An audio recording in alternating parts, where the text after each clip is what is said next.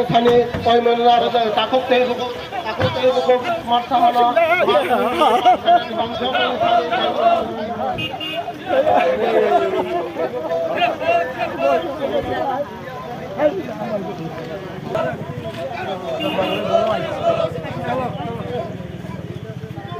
पश्चिम आसनी श्रीजुत आशीष कुमार साहने को उठाई पायो दे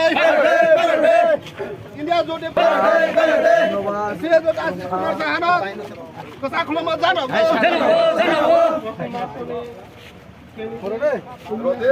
स्लोगन नोडी श्रीजुत आशीष कुमार साहने को उठाई पायो दे श्रीजुत प्रार्थी श्रीजुत आशीष कुमार साहने को उठाई पायो दे पश्चिम आसनी इंडिया जोट प्रार्थी श्रीजुत आशीष कुमार साहने को उठाई पायो दे श्रीजुत आशीष कुमार साहने कसा खुलो मत जानो श्रीजुत आशीष कुमार साहने कसा खुलो मत जानो ताखरो अबखरो तिनी लगे भाइ भाइ दे ताखरो अबखरो तिनी लगे भाइ भाइ दे पश्चिम लगे भाइ भाइ दे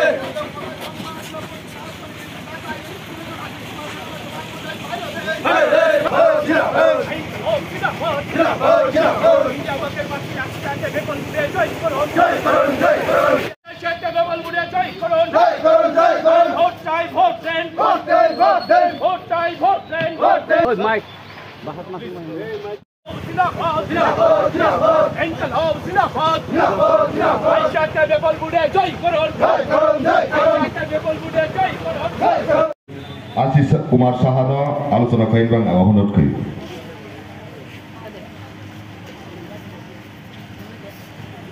लोकसभा आसনের নির্বাচন অনুষ্ঠিত হতে যাচ্ছে।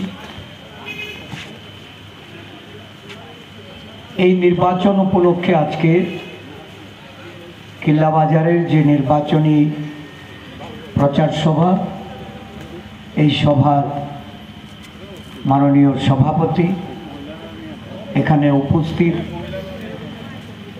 আমাদের রাজ্যের প্রাক্তন মন্ত্রী রতন ভৌমিক মহাশয়, গণদেবতাদের কাছে আমাদের দলের পক্ষ থেকে, ইন্ডিয়া জোটের পক্ষ থেকে আমরা আপনাদের ভোটের জন্য প্রার্থনা করতে, আপনাদের আশীর্বাদ পেতে আমাদের এই ইন্ডিয়া জোটের পক্ষ থেকে আহ্বান রাখছি। কেন ইন্ডিয়া জোটকে ভোট দেবে?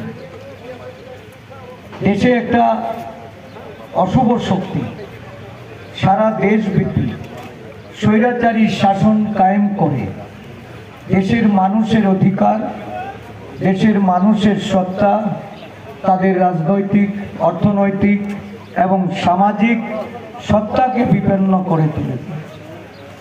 ভারতবর্ষের যে ধারাবাহিকতা, ভারতবর্ষের যে মূল ভিত্তি, ধর্মনিরপেক্ষতা, অহিংসা, সাম্য, আজকে সমগ্র দেশের মানুষের কাছে অধরা।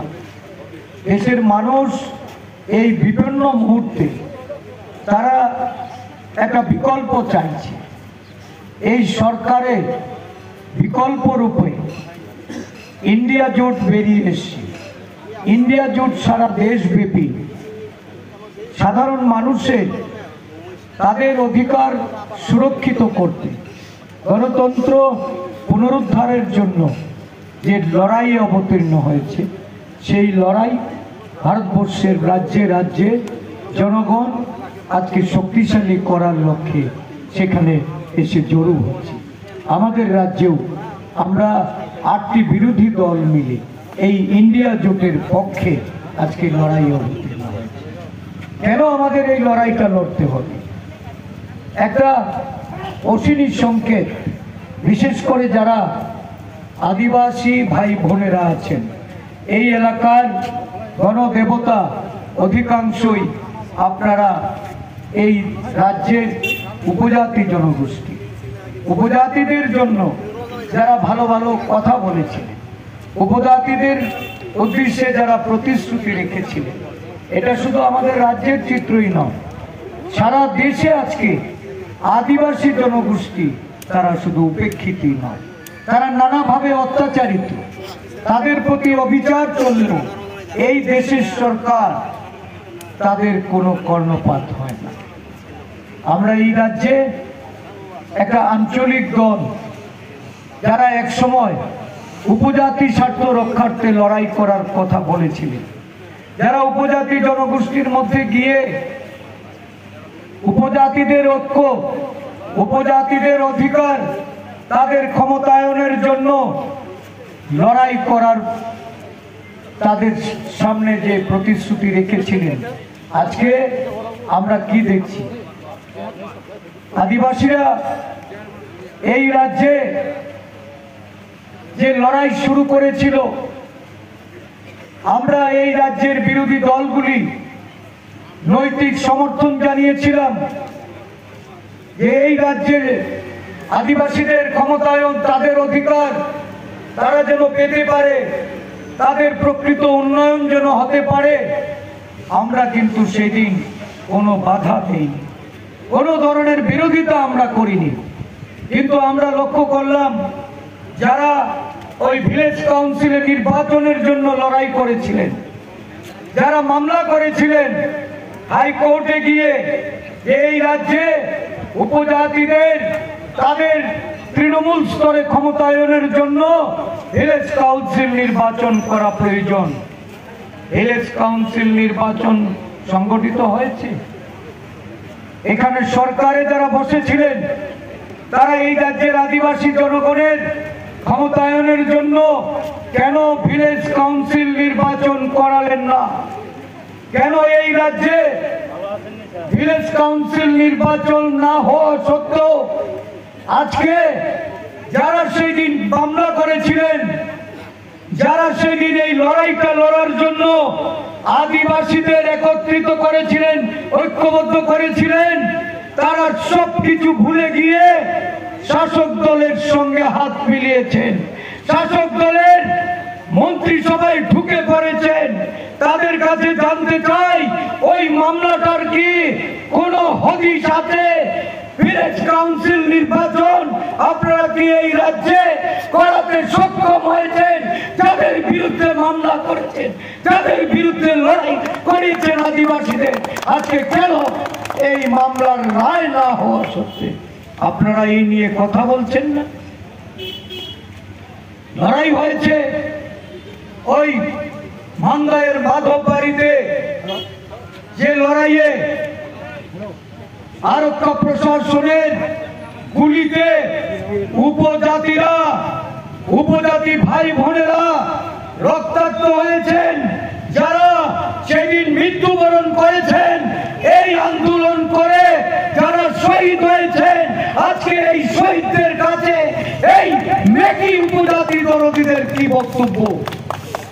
কেন তাদের বিচার হলো না?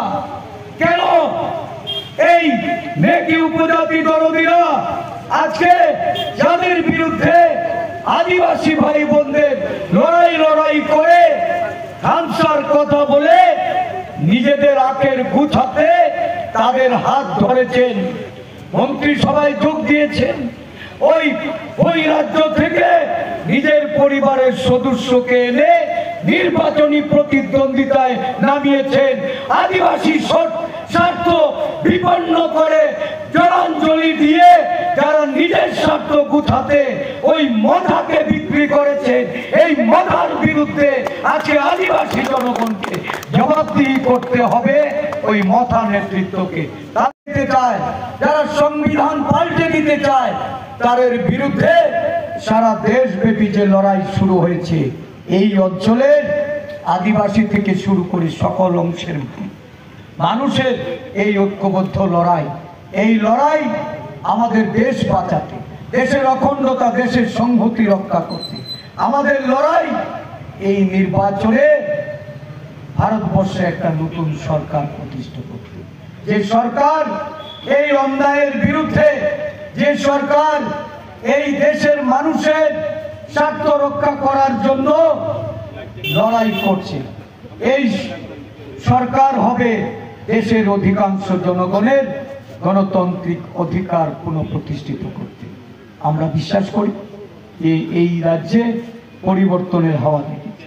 আর হাওয়া লেগেছে বলেই বিধানসভার বৃহত্তম বিরোধী দলকে লেনদেনের মাধ্যমে সরকারের পক্ষে টেনে নিয়েছে। শুধু তাই নয়, উপটোকন হিসাবে সেই দলের যিনি সুপ্রিমো, যিনি নেতা, তার পরিবারের এক সদস্যকে লোকসভা নির্বাচনের প্রার্থী করেছে নিশ্চিত পরাজয় ভেবে। কারণ 39% ভোট পেয়ে এই রাজ্যের মানুষের ভোট বিভাজন করে সেদিন যারা ক্ষমতায় যাওয়ার রাস্তা করে দিয়েছিল এই বিজেপিকে, আজকে তাদের মুখোশ খসে পড়েছে। আজকে মানুষ প্রত্যক্ষ করছে ওই দুটি দল, বিরোধী এবং শাসক দল মিলে এখন ইন্ডিয়া জোটের বিরুদ্ধে লড়াইয়ে নামছে। আর অর্থ বলে বলিয়ান হয়ে মানুষের অধিকার দাবিয়ে রাখার জন্য অর্থের অফুরন্ত ডালা খুলে দিয়েছে। এই রাজ্যের মানুষ সম্মান চায়, তাদের অধিকার চায়, ক্ষমতায়নে অংশীদার হতে চায়, তারা অর্থ চায় না। ভারতীয় জনতা